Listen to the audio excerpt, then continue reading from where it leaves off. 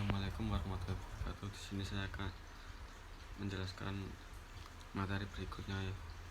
Sebelumnya saya perkenalkan dulu, nama Muhammad Rafa Izin, NIM 2019 53089. Yang pertama, jurnal 1. Hasilnya mengingat tingginya jumlah publikasi pada tingkat kontekstual atau menyelidik penerapan COVID di mana konteks COVID diteliti. Cakupan sektor industri dalam publikasi COVID-5, kami mengamati bahwa yang pertama, sebagian besar artikel yang ditemukan 64% tidak spesifik industri. Pengaturan tata kelola atau COVID-5 tidak begitu sering diteliti dengan fokus kontingensi industri. Kedua, sektor pemerintah 13% dan pendidik 12% paling banyak disebutkan ketika fokus spesifik industri didefinisikan. Berikutnya, sektor lain termasuk sektor keuangan hampir tidak tercakup dalam cakupan. Dalam COVID-5, istilah tata kelola TI didefinisikan sebagai keseimbangan antara tiga aspek.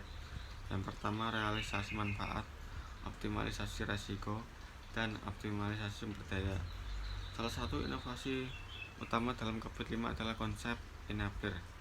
COVID-5 mendefinisikan 7 kategori enabler yang bersama-sama dituntut untuk bekerja secara holistik untuk TI untuk menghasilkan nilai bagi organisasi. Kesimpulan. Sebagai kesimpulan dari pemetaan jurnal ini dapat menyatakan bahwa konsep atau model yang mendasari COVID-5 adalah tidak diteliti, dan ini terutama karena tidaknya model konseptual COVID-5 yang layak dan dapat diteliti. Penelitian saat ini ditingkatkan konseptual tampaknya bersifat anekdot, yaitu diberikan secara beberapa mata pelajaran tertentu tanpa melihat keseluruhan model COVID-5.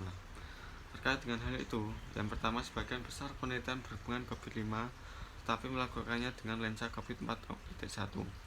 Konteksnya sendiri juga masih sangat klasik, yaitu tata kelola TI. Tentu saja TI risiko keamanan TI tampaknya masih menjadi topik favorit para peneliti.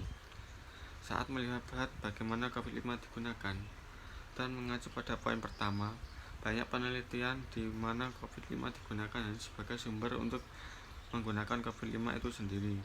Dikarenakan adanya indikasi masalah COVID-5, masalah tersebut mencakup penerapan dan kesulitan implementasi COVID.